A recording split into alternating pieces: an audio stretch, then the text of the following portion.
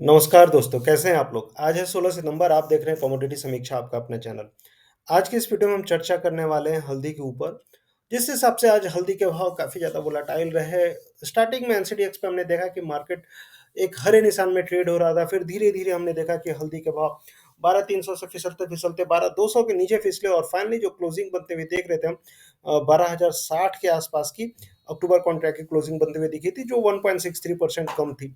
उसी तरह अगर आप दिसंबर कॉन्ट्रैक्ट की बात करेंगे तो दिसंबर कॉन्ट्रैक्ट 12,380 के आसपास बंद हुआ था और पिछले दिन से 1.68% डाउन लगभग ₹212 की गिरावट बनते हुए दिखी थी। वही हाल अगर आप निजामाबाद मार्केट की बात करेंगे तो निजामाबाद मार्केट भी धीरे-धीरे 12,965 के आसपास ट्रेड होते हुए दिखा था और जो गिरावट थी 0.74% की गिरावट निजामाबाद मार्केट में बनती हुई दिखी थी। और जो निजामाबाद मार्केट था अगर आप देखेंगे तो 13,000 के नीचे फिसलते हुए दिखा था। काफ़ी दिन से जो बातें हो रही थी कि difference between spot price and futures price, अगर आप वायदा बाजार की बात करेंगे और स्पॉट प्राइस की बात करेंगे तो 1,000 से ऊपर का स्प्रेड बना हुआ था, वो धीरे-धीरे कम होते जा रहा है और आज हमने देखा कि लगभग-लगभग अगर आप देखेंगे तो ₹900 के आसपास का स्प्रेड बनते हुए दिखा है।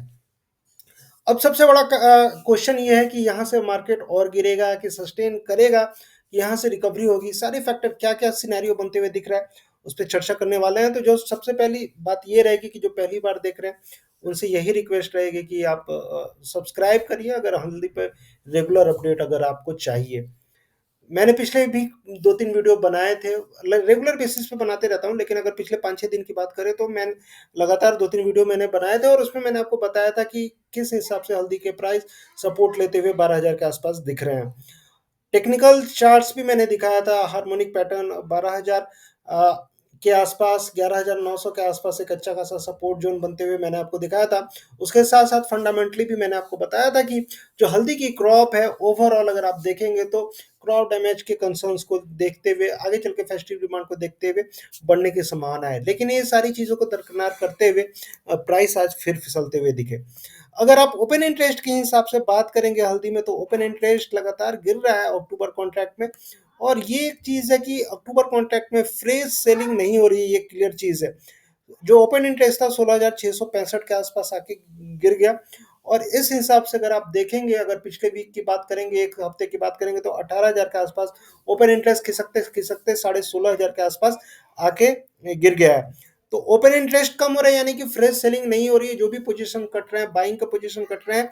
और उसी तरह अगर आप दिसंबर कॉन्ट्रैक्ट में देखेंगे तो दिसंबर कॉन्ट्रैक्ट में लगातार ओपन इंटरेस्ट बढ़ते हुए दिख रहा है।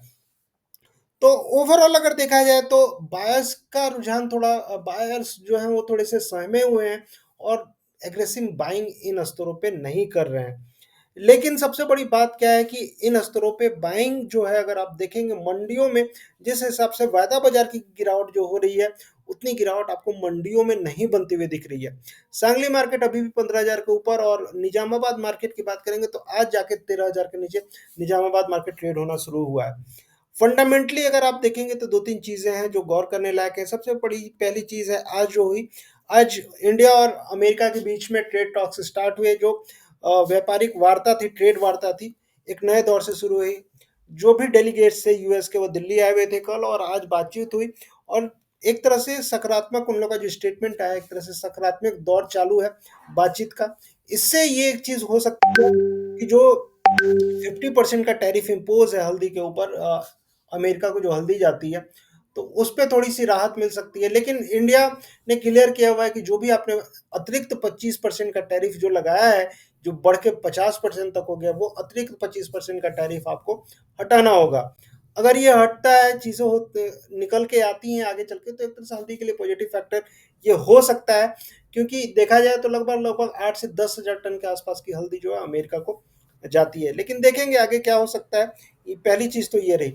दूसरी चीज़ क्या निकल के आ रही है, अगर आप क्रॉप के हिसाब से देखेंगे, तो क्रॉप में मैंने बहुत सारी चीज़ आपको बताई थी। क्रॉप जो है एक तरह से देखा जाए तो अभी जो राइज़ोम है, मैच्योरिटी स्टेज में धीरे-धीरे मैच्योर होते जा रहे हैं राइज़ोम और आगे चल के आप देखेंगे इस कंडीशन में, अगर इस स्टेट में अगर ज़्यादा बारिश होती है, तो वो हल्दी के लिए अच्छी नहीं रहती है। मैंने आईएमडी का अगर वेबसाइट अगर आप देखेंगे तो इसमें मैं देख रहा था और 16 तारीख से लेके 22 तारीख तक का फ़ोरकास्ट मैं देख रहा था और इसके हिसाब से आप देखेंगे कि जो बारिश है, स्पेशली अगर आप मध्य प्रदेश को छोड़ के महाराष्ट्र की बात करेंगे तो विदर्भा रीजन अगर देखेंगे तो विदर्भा रीजन में अच्छी खासी बारिश अभी भी आपको अगले 3-4 दिनों तक दिखाई जा रही है। वही हाल आपके तेलंगाना में भी है। ये तो रहा कि मतलब बारिश अभी है, लेकिन सबसे बड़ी बात है कि 20 तारीख के बाद कितनी बारिश है। 20 तारीख के बाद कितनी बारिश है ये आपको आईएमडी में उतना क्लियर नहीं है। मैंने अलग से निकाला और उसके हिसाब से मुझे जो संकेत मिले 22 तारीख से लेकर 28 तारीख के बीच में ये जो आप देख रहे हैं, ये अच्छी खासी बारिश आपको दिखाई जा रही है। और ये जो एरिया आपको भी पता ही है कौन सा एरिया है, ये आपका महाराष्ट्र का एरिया है मैक्सिमम, तेलंगाना का एरिया है और इस हिसाब से देखते हुए लग रहा है कि आगे चल के बारिश का दौर महाराष्ट्र में स्पेशली जारी रह सकता है। और ज़्यादातर जो खरीफ क्रॉप्स है ऑलरेडी हमने देखा है, खरीफ क्रॉप्स काफ़ी ज़्यादा नुकसान हुई है महाराष्ट्र में और ये नुकसान आपको बढ़ते हुए दिख सकता है। ये तो महाराष्ट्र के जो किसान है वो जाने, वो अपना कमेंट करके बताएंगे इस वीडियो के लास्ट में कि क्या कंडीशन है अभी, लेकिन मार्केट को ये चीज़ें कंसीडर करनी चाहिए। क्रॉप को लेके जो बातें हो रही हैं कि बहुत सारी फसल इस बार लगभग 20 से 30% तक एरिया बढ़ा है, ये एकदम टोटली निराधार है। और मेरे हिसाब से अगर आप देखेंगे तो एरिया जो है, अगर आप पिछले साल के कंपेयर करेंगे, चाहे 2-3 सालों के कंपेयर में अगर कंपेयर करेंगे, तो एरिया 3 लाख हेक्टेयर के नीचे इस पर हल्दी का जाते हुए दिख रहा है। फाइनल नंबर गवर्नमेंट के आएंगे तो उस समय दूध का दूध पानी का पानी होगा, लेकिन एरिया इस साल पिछले साल के कंपेयर में मेरे हिसाब से थोड़ा सा कम लग रहा है। तो पहला तो एक रहा कि ट्रेड वार था, दूसरी चीज़ ये रही कि क्रॉप डैमेज का कंसर्न्स मार्केट में निकल के आ सकता है और तीसरी सबसे बड़ी बात क्या है कि 21 तारीख को आप देखेंगे हिंदू धर्म में जो पितृपक्ष होता है वो खत्म हो रहा है और उसके बाद त्योहार का सीजन स्टार्ट हो जाएगा, नवरात्रि स्टार्ट हो जाएगी और नए काम भी जो होते हैं, नई खरीदारी भी लौट के मार्केट में आपको 21 तारीख के बाद आते हुए दिखेगी। तो कहने का मतलब है जो भी गिरावट है ऊपर नीचे अगर आप देखेंगे तो इन स्तरों पे गिरावट 2-4 दिन रह सकती है, लेकिन ये जो लेवल है 12,000 से लेके 11,800, एक तरह से बहुत क्रूशियल आप मान सकते हैं, काफ़ी इंपॉर्टेंट लेवल ये रह सकता है। और इन स्तरों से आप देखेंगे कि जो भी गिरावट हो रही है, अच्छी खासी खरीदारी भी होते हुए दिखेगी। फेस्टिव डिमांड आपको निकल के हल्दी के आने चाहिए। इस बार दिवाली भी जल्दी पड़ी है, रमजान भी आगे चल के जल्दी पड़ेगा और उसके साथ साथ अगर आप देखेंगे स्टॉक के साइड से पिछले जो स्टॉक हैं इस बार हल्दी के काफ़ी ज़्यादा निकले हैं। मैंने अपनी पिछली रिपोर्ट में डिटेल एनालिसिस करके बताया था कि किस हिसाब से हल्दी के स्टॉक निकल के आए हैं और कितने स्टॉक्स निकले हैं।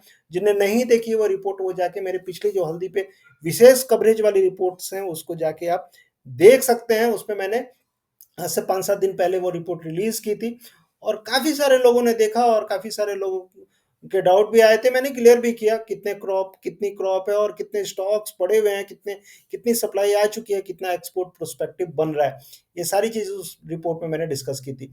तो कहने का मतलब ये है कि अगर आप सप्लाई की साइड से देखेंगे तो लगातार सप्लाई हल्दी की मार्केट में बनी हुई है, तो ये इंडिकेट करता है कि पिछला जो स्टॉक है, कहीं न कहीं काफ़ी सारा स्टॉक्स हल्दी का भी निकल चुका है और आगे जो स्टॉक पोजीशन रहेगा वो काफ़ी ज़्यादा टाइटर रह सकता है। न्यू क्रॉप आने में भी अभी अगर आप देखेंगे सितंबर ये खत्म होने को है, अक्टूबर, नवंबर, दिसंबर और फिर उधर 2 महीने और पकड़ लीजिए तो 4 से 5 महीने अभी भी बाकी हैं। फुल फ्लेज अराइवल आने में 6 महीने बाकी हैं और ये 6 महीने काफ़ी हल्दी के लिए इंपॉर्टेंट रहने वाले हैं।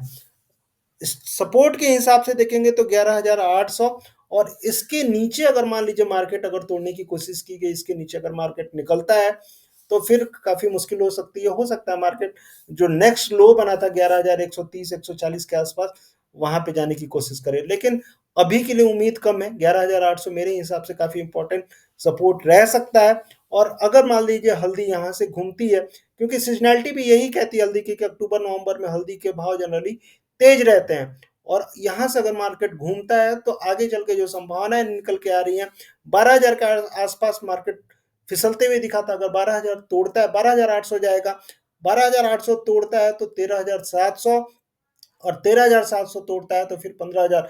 अगर आप पूछेंगे कि दिवाली तक भाव कहाँ तक जा सकते हैं, चाहे नवंबर 15 नवंबर तक कहाँ तक जा सकते हैं, तो मेरे हिसाब से अगर आप देखेंगे तो ज़्यादातर जो 90% पॉसिबिलिटी बन रही है वो तेजी की ही बन रही है।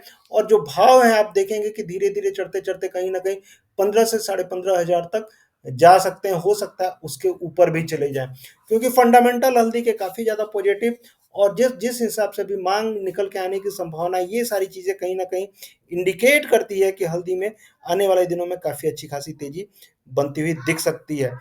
तो ये था हल्दी के ऊपर। मैं आज उतने चार्ट्स आपको नहीं दिखाने वाला हूँ। मैंने टेक्निकल एनालिसिस अगर आप पूछेंगे, लेवल्स के हिसाब से पूछेंगे, मैंने ऑलरेडी आपको बताया। और ज़्यादा अगर आपको डिटेल चाहिए तो आप डायरेक्टली इस नंबर पे मुझसे बात कर सकते हैं और पूछ सकते हैं, जुड़ भी सकते हैं। मेरी कोशिश यही रहती है कि जो भी लोग फँसे हुए हैं उनको सही एक मार्गदर्शन करूँ। और लेकिन एक चीज़ ये है, एक चीज़ मैं और बोलना चाहूँगा, जो भी सारी चीज़ें मैं बताता हूँ इसको गारंटी के रूप में ना लें, ठीक है? अपना बुद्धि विवेक भी ज़रूर आपको इस्तेमाल करना है। आपको भी देखना है मार्केट में क्या चल रहा है, क्या नहीं चल रहा है और कैसी डिमांड आ रही है। डिमांड से याद आया, बांग्लादेश से खरीदारी आपको लौटते हुए दिखेगी। नेपाल में भी जो व्यापारिक कंडीशन है, जो ट्रेड, जो सिचुएशन, पॉलिटिकल अनरेस्ट चल रहा था, वो भी धीरे-धीरे सुधरते हुए नेपाल में भी दिख रहे हैं, तो डिमांड निकल के आनी चाहिए। तो ये सारी चीज़ें कहीं न कहीं सपोर्ट करने वाली हैं। तो ये सारी चीज़ों को आपको ट्रैक करना है और ज़्यादा जानकारी और ज़्यादा इन्फॉर्मेशन के लिए आप डायरेक्टली मैसेज कर सकते हैं, जुड़ सकते हैं और देखते हैं। इसी तरह आप ज़्यादा से ज़्यादा अपने एरिया में कैसी क्रॉप है कमेंट करें, लोगों तक पहुँचाएँ, बताएँ और ऐसे ही देखते रहें, ज़्यादा से ज़्यादा शेयर करें, लोगों तक पहुँचाते रहें। तो मिलते हैं फिर नेक्स्ट वीडियो में, तब तक के लिए थैंक यू, जय हिंद, धन्यवाद।